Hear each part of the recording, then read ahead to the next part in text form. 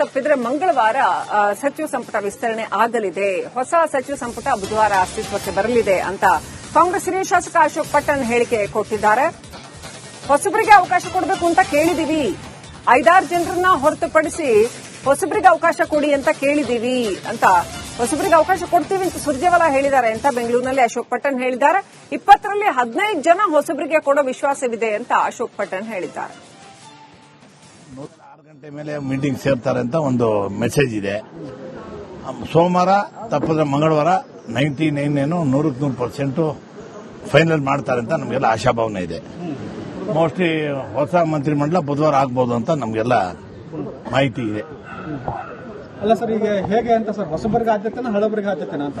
ಹೊಸಬರಿಗೆ ಆದ್ಯತೆ ಕೊಡಲೇಬೇಕು ಅಂತ ಮೊದಲಿಂದ ನಾವು ಸ್ಟ್ರೈಕ್ ಮಾಡ್ತಾನೆ ಇದೀವಿ, ನಾವು ಪ್ರತಿಭಟನೆ ಮಾಡ್ತಾನೆ ಇದೀವಿ. ರಿಕ್ವೆಸ್ಟ್ ಮಾಡಿದ್ರೆ ದೆಹಲಿ ನಾಯಕರಿಗೆ, ಕರ್ನಾಟಕದ ಎಲ್ಲಾ ಕಾಂಗ್ರೆಸ್ ಮುಖಂಡರಿಗೆ ಹೇಳಿದೀವಿ, ಕೊಟ್ಟವ್ರಿಗೆ ಕೊಡಬೇಡಿ, ಎಲ್ಲರಿಗೂ MLA ಅವಕಾಶ ಕೊಡಿ ಅಂತ.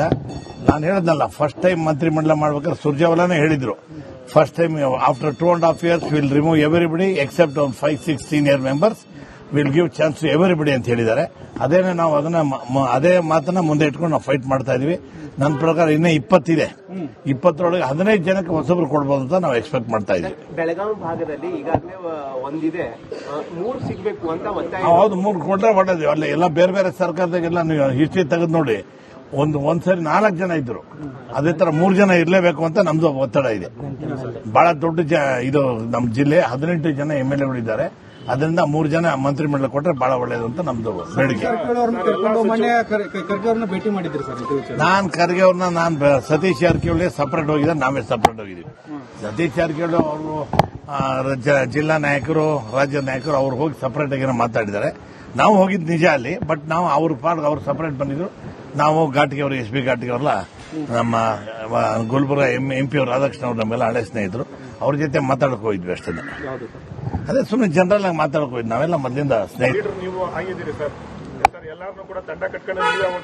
ನಾವು ಮೊದಲು ಹೋಗ್ತಾ ಇದ್ದೀವಿ ನಿಜ, ಆಮೇಲೆ ಏನ್ ಮಾಡಿದ್ರು, ಡೈಲಿಯಿಂದ ನಮಗೆ ಇನ್ಸ್ಟ್ರಕ್ಷನ್ ಕೊಟ್ಟರು, ಗುಂಪಾಗಿ ಬರಬೇಡಿ, ಪಾರ್ಟಿ ಹೆಸರು ಕೆಟ್ಟೋಗ್ತದೆ, ತಾವೆಲ್ಲ ಬಂದು ಇಂಡಿವಿಜುವಲ್ ಬೇಕಾದ್ರೆ ಯಾರು ಬೇಕಾದ್ರೆ ಮೀಟ್ ಮಾಡಿ ಕೇಳ್ಕೊಂಡು ನಿಮ್ಮ ಅದೃಷ್ಟ ಪ್ರಕಾರ ನಿಮ್ಗೆ ಏನೇನಾಗ್ತದೆ ನಾವು ಮಾಡ್ತೀವಿ ಅಂತ ಹೇಳೋದು. ಅದರಿಂದ ಗುಂಪು ಕಟ್ಕೊಂಡು ಹೋಗ್ತಾ ಇಲ್ಲ ಅವತ್ತಿಂದ.